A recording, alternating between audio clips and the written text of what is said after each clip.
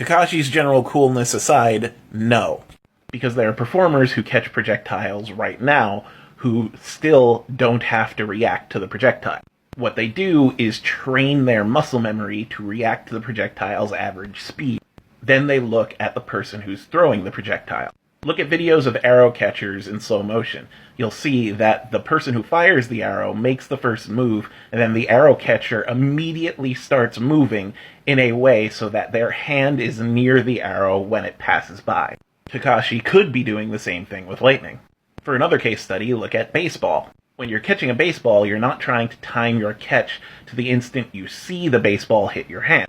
Catching a baseball is largely muscle memory triggered by the sensation of touch. You look at the ball's line of trajectory, you put your hand in the way, and then when it impacts the glove, you squeeze. Kakashi also could have been doing this.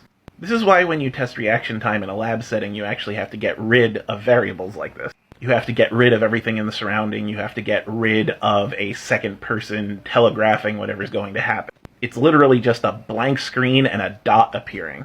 That's the only way you could actually test reaction speed in isolation. It is natural for us to predict movement of projectiles based on how the person firing them is moving.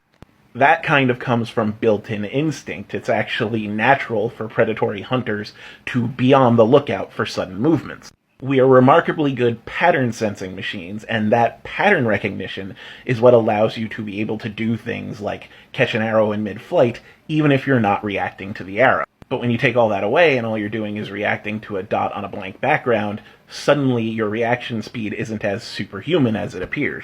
Believe it or not, everyone in the fighting game community has experienced this in some way. Really fast moves, like 3 frames, 4 frames, somewhere in that vicinity, technically they are unreactable. You cannot see the move happen and then either block or counter. But fighting gamers block and counter those moves all the time. How? Because their opponents telegraph them. It's not that fighting gamers have superhuman reaction speed, it's just that they can see the things that lead up to the fast unreactable move, and they base their reactions on that.